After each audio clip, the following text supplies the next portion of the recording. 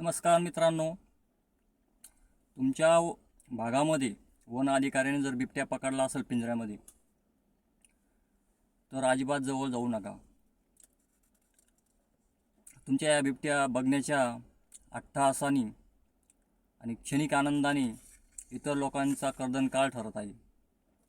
बिबट्याला ज्यावेळेस वन अधिकारी पिंजऱ्यात पकडतात त्यावेळेस आपण असंख्य लोक बघ्याची भूमिका घेऊन पिंजऱ्याच्या आजूबाजूला जमा होतो। कोण फोटो काढतो, कोण शूटिंग करतं, तर कोण सेल्फी काढतो, कोणी मोठ्याळे डोळे करून त्या बिबट्याला चिडवितो आणि मोठमोठ्याने किंचाळून गोंगाट करून आपण त्याला सळो की पळो करून सोडतो। मग तो गुरगुर करतो।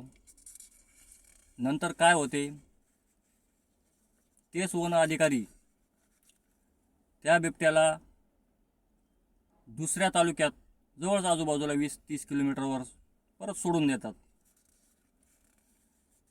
आणि याचा परिणाम काय झाला आहे, वारंवार धरसोडीमुळे माणसाच्या बिबट्याचा संपर्क वाढला। तो माणसाच्या सारखे संपर्कात येऊ लागला आणि आपल्याला अतिशय महागात पडेल अशी ही गोष्ट घडली। याचा परिणाम असा झाला, माणूस हा आपली शिकार आहे हे त्याच्या पक्के ध्यानात आले। मानवी चेहरे, आवाज आणि सर्वात महत्त्वाचा म्हणजे त्याला माणसाचा जो लागलेला वास आहे तो फार खतरनाक आहे। याचा परिणाम पुढे भयंकर झाला। शिकार म्हणून तो बिनधास्त आपल्या अंगावर येऊ लागला।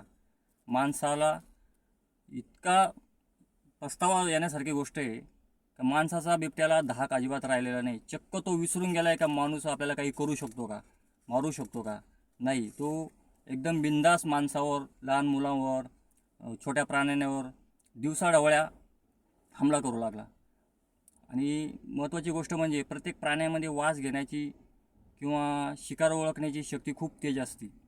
आपण अनेक वेळा पिंजऱ्याजवळ जाऊन बिबट्याला आपली शिकार म्हणून स्वतःहून ओळख करून दिली, मित्र म्हणून नाही तर एक शत्रू म्हणून ओळख करून दिली। त्याने आपल्यावर डावा धरला। ज्या पण भागात बिबट्या सोडला जातो तो बिनधास्त माणसावर हल्ला करतो। रात्रीच नाही, दिवसासुद्धा हमला करायला लागला आहे तो आता।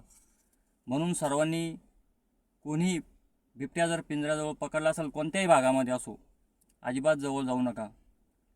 आणि वन अधिकाऱ्याने त्याच्यावर तात्काळ जाळी टाकून तो नजरेचा आड लोकांच्या कसा जाईल लवकरात लवकर त्याला हलवले पाहिजे आणि त्यांनी आपली ओळख लपवली पाहिजे।